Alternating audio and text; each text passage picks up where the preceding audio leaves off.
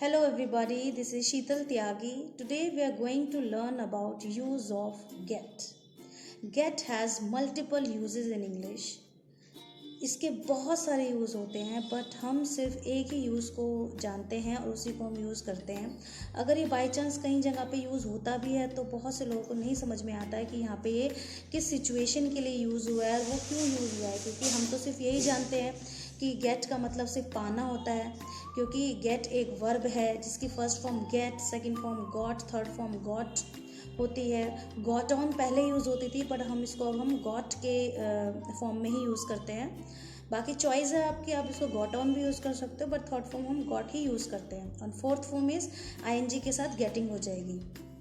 तो हम गेट को सिर्फ पाने के सेंस में ही यूज़ करते हैं, लेकिन इसके बहुत सारी सिचुएशंस होती है जिनको हम अलग अलग जगह पे यूज़ करते हैं। इस वीडियो में आज उन्हीं सब की हम बात करेंगे कि इनको यूज़ कैसे करना है। जैसे कि इसका फर्स्ट यूज़ होता है पाना, सेकेंड यूज़ इज़ शादी, शादी के सेंस में हम इसको यूज़ करते हैं। दिलवाना, मिलवाना, समझना, होना, अपने ऊपर कुछ होना and third person. One by one हम ये सारे यूजेस को क्लियर करेंगे कि इसको यूज़ कैसे करना है एज पर द रूल और and as per the example. Get के साथ हमेशा थर्ड फॉर्म का यूज़ होता है। जब भी गेट को यूज़ करते हैं उसके बाद जो भी वर्ब आती है वो हमेशा थर्ड फॉर्म होती है।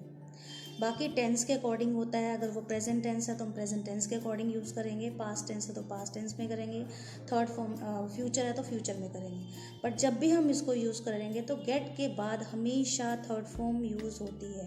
गेट और बी ये दो ऐसी वर्ब हैं जिनके बाद हमेशा थर्ड फॉर्म ही यूज़ होती है।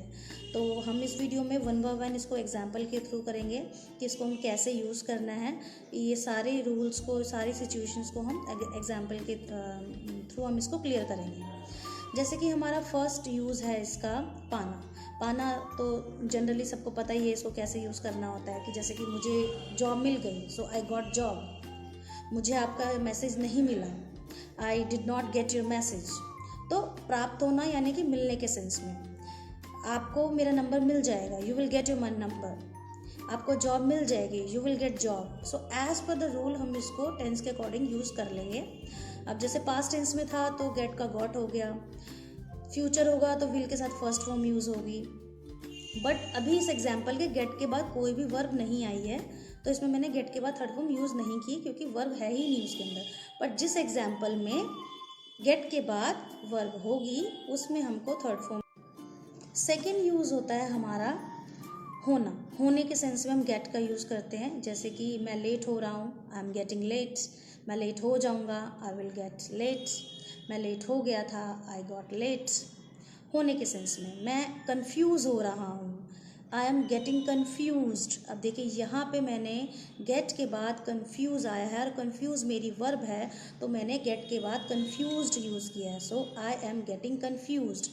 गेट मेरा टेंस के अकॉर्डिंग चेंज हुआ है तो वो गेटिंग हो गया, बट गेट के बाद वर्ब आ रही है तो उसमें मैं थर्ड फॉर्म का यूज़ करूँगी। सो आई एम गेटिंग कन्फ्यूज्ड। मैं कन्फ्यूज़ हो गई थी, सो पास्ट टेंस में गेट का गॉट हो जाएगा, आई गॉट कन्फ्यूज्ड। मैं कंफ्यूज हो जाऊंगी, आई विल गेट कन्फ्यूज्ड। तो जिस भी टेंस में मैं इसको यूज़ कर रही हूँ, गेट के बाद जब वर्ब कंफ्यूज आ रही है तो उसमें मैं थर्ड फॉर्म का यूज़ कर रही हूँ और गेट मेरी टेंस के अकॉर्डिंग चेंज होगी ही होगी। अब जनरली क्या होता है, बहुत से लोग इस कन्फ्यूजन में रहते हैं कि जब गेट जो यूज़ है वो गेट टेंस के अकॉर्डिंग चेंज हो रहा है तो बाद में हम गेटिंग के साथ भी और गॉट के साथ भी हम थर्ड फॉर्म क्यों लगा रहे हैं, क्योंकि ये गेट का रूल होता है। ग्रामर के अकॉर्डिंग गेट के बाद जो भी वर्ब आती है वो हमेशा थर्ड फॉर्म यूज़ होती है। गेट तो हमारा टेंस के अकॉर्डिंग चेंज होगा ही होगा, जिस भी टेंस में यूज़ करेंगे, चाहे वो प्रेजेंट हो, पास्ट हो, फ्यूचर हो, गेट, गेटिंग, गॉट चेंज होगा, पर गेट के बाद हमेशा थर्ड फॉर्म का ही यूज़ होगा। थर्ड यूज़ होता है हमारा समझना। समझना, जैसे कि हम समझने के लिए अंडरस्टैंड यूज़ करते हैं, ऐसे हम गेट का यूज़ कर सकते हैं। जैसे कि मुझे समझ में आ रहा है, आई एम गेटिंग। मुझे समझ में नहीं आ रहा, आई एम नॉट गेटिंग। मुझे समझ में नहीं आया, पास्ट टेंस है तो आई डिड नॉट गेट, मैं समझ गई, आई गॉट इट, तो हम इसको समझने के सेंस में भी यूज़ कर सकते हैं, राइट। बट गेट के बाद अब कोई वर्ब नहीं आई तो मैंने थर्ड फॉर्म यूज़ नहीं करी है, सिर्फ टेंस के अकॉर्डिंग चेंज किया है, तो समझने के सेंस में हम इसको यूज़ करते हैं। नेक्स्ट वन इज़ मिलवाने के सेंस में, जैसे कि आपको उससे किसने मिलवाया, who got you introduced with her, तो यहाँ पे मैंने गेट के बाद थर्ड फॉर्म इंट्रोड्यूस्ड यूज़ की है। मैं आपको मिलवा दूंगी, आई विल गेट यू इंट्रोड्यूस्ड, तो मिलवाने के सेंस में भी हम इसका यूज़ करते हैं। नेक्स्ट इसका यूज़ होता है दिलवाने के सेंस में, दिलवाना, जैसे कि मुझे कार दिला दो, गेट मी अ कार, ये फ़ोन आपको किसने दिलवाया, क्वेश्चनिंग में कर रहे हैं, सो आपको ये फ़ोन किसने दिलवाया, who got you this phone, मुझे फ़ोन दिला दो, गेट मी ए फ़ोन, मैं आपको नहीं दिला सकता, आई कांट गेट यू, मैं आपको दिला दूंगा, I will get you this phone soon, तो हम इस तरह से इसको यूज़ करते हैं।